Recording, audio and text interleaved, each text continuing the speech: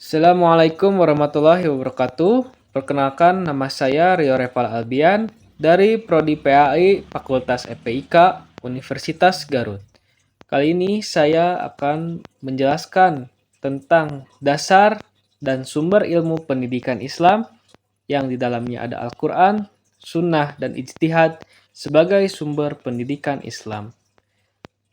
Baiklah, langsung saja kita ke materi yang pertama. Yang pertama ada pengertian dasar pendidikan Islam.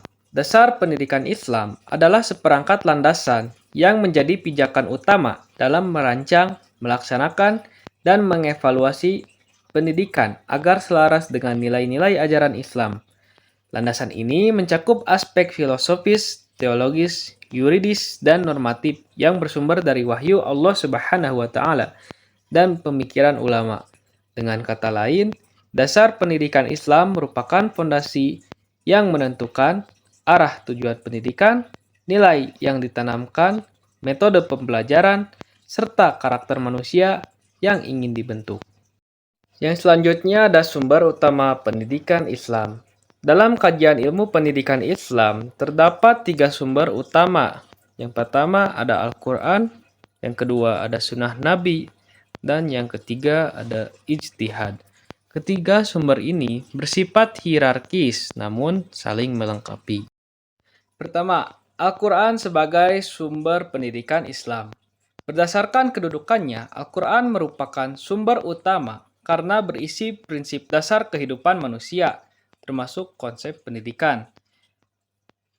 Kedua, berdasarkan nilai pendidikan di dalam Al-Quran, ada 4 bagian. Yang pertama, pendidikan tauhid atau keimanan. Kedua, pendidikan akhlak.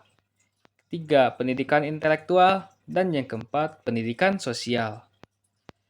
Ketiga, ada prinsip pendidikan dari Al-Quran, yaitu holistik, jasmani, dan rohani, seimbang dunia dan akhirat, pendidikan sepanjang hayat, dan pengembangan akal hati. Yang kedua, sunnah sebagai sumber pendidikan Islam. Berdasarkan kedudukannya, sunnah berfungsi sebagai penjelas Al-Quran dan contoh praktis pendidikan yang diterapkan Nabi Muhammad SAW. Adapun metode pendidikan di dalam sunnah, yaitu keteladanan atau uswah hasanah, dialog dan tanya jawab, kisah atau cerita edukatif, pembiasaan ibadah, pendekatan bertahap.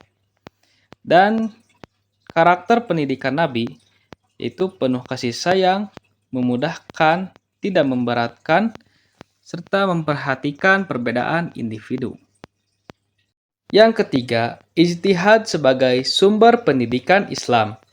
Adapun pengertiannya, ijtihad adalah upaya intelektual ulama untuk merumuskan konsep pendidikan berdasarkan Al-Quran dan Sunnah, guna menjawab tantangan zaman.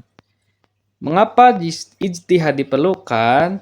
Karena adanya perubahan zaman dan teknologi, munculnya persoalan baru dalam pendidikan, kebutuhan integrasi ilmu agama dan sains. Bentuk ijtihad di dalam pendidikan yaitu ada qiyas atau analogi, ijma kesepakatan para ulama, maslahah mursalah atau kemaslahatan umum. Hubungannya di antara ketiga sumber. Yang pertama, Al-Quran sebagai prinsip dan tujuan, Sunnah sebagai metode dan praktik, Ijtihad sebagai pengembangan sesuai zaman. Tujuan pendidikan Islam berdasarkan sumbernya. Pendidikan Islam bertujuan membentuk manusia yang beriman dan bertakwa, berakhlak mulia, berilmu dan berpikir kritis, mampu menjadi khalifah di muka bumi, serta seimbang dunia dan akhirat. Kesimpulannya, perlu dipahami bahwa pendidikan Islam tidak hanya berbasis wahyu, tetapi juga adaptif terhadap perkembangan zaman. Al-Quran memberi nilai dasar, Sunnah memberi contoh yang konkret, dan ijtihad memastikan pendidikan Islam tetap relevan di masa yang akan datang. Mungkin cukup sekian yang dapat saya sampaikan. Kurang lebihnya mohon maaf. Wabillahi taufiq wal hidayah. Wassalamualaikum warahmatullahi wabarakatuh.